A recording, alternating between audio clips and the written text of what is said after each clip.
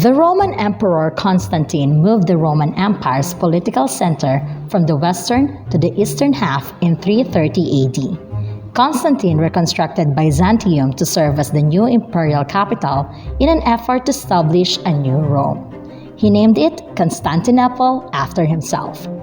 After the fall of the Western Roman Empire due to the invasion of the Germanic tribes, the East developed and became the Byzantine Empire, which survived for another 1,000 years.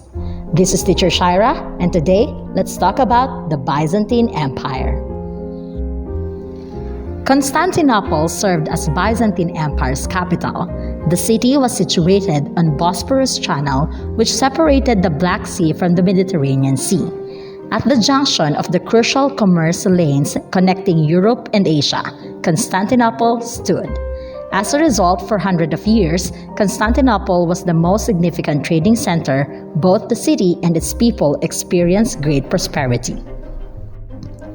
The Byzantine Empire covered large portions of Europe, Southwest Asia, and North Africa at its height.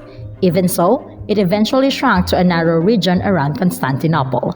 Its most significant legacy was the preservation of the Greek and Roman traditions. It also encouraged outstanding cultural diversity since it incorporated influences from the Christian, Roman, and other Mediterranean world traditions. Emperor Justinian, who ruled the Byzantine Empire from 527 to 565 AD, is credited for bringing it to its pinnacle. Territories in the Western Roman Empire that had been lost due to the European invasion centuries ago were reclaimed by Justinian. He also widened the boundaries of the Byzantine Empire to include the southern Iberian Peninsula, Italy, and North Africa. The Justinian's Code, which he revised, and the city of Constantinople he built to rival Rome's splendor, are what he is best remembered for. Early in his reign, Justinian sought to compile and arrange all the rules of the ancient Rome. This resulted in the creation of the Justinian's Code. In addition to legislation drafted by Justinian himself, this also featured significant judgments rendered by Roman judges. When rulers eventually utilized the code to consolidate their power, it had a significant effect on the development of strong government in Western Europe. By conserving Roman law, Justinian influenced the legal system that exists today. The restoration of Constantinople after it was destroyed by rioting and fire is another of Justinian's most significant legacies. The most well-known structure in this is the Church of Hagia Sophia, whose name means Holy Wisdom, and whose enormous dome was comparable to that of Pantheon in ancient Rome. After Constantinople was taken over in 1453, Hagia Sophia was turned to a mosque for Islamic prayer despite being constructed as a Christian church. Currently, it is a museum in Istanbul, Turkey. The Byzantine Empire's greatest legacy is the Middle Ages preservation of Greek and Roman civilization.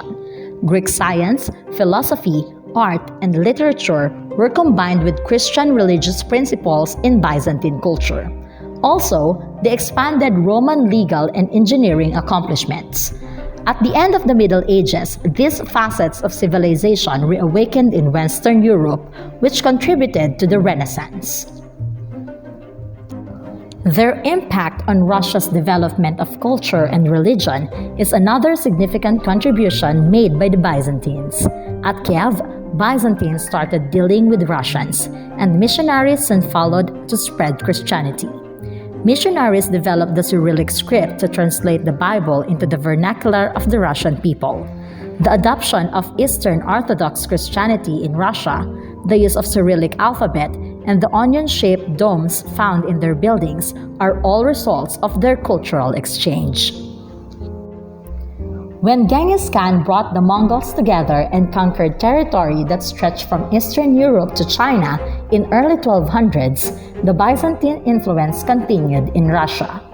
Just to elaborate a little, the Mongols were horse-riding nomads from Central Asia who were known for their bloody attacks. Because of their yellow tents, their forces were referred as the Golden Horde.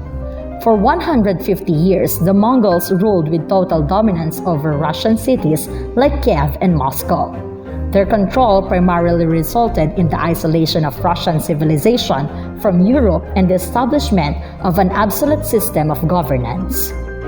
After this, the Russian princes banded forces to overthrow the Golden Horde and retake the control of Russia when the Mongol authority declined. Ivan III, commonly referred as Ivan the Great, was among the most significant leaders. He established the foundation for absolute dominance by taking control of the majority of the northern Russia.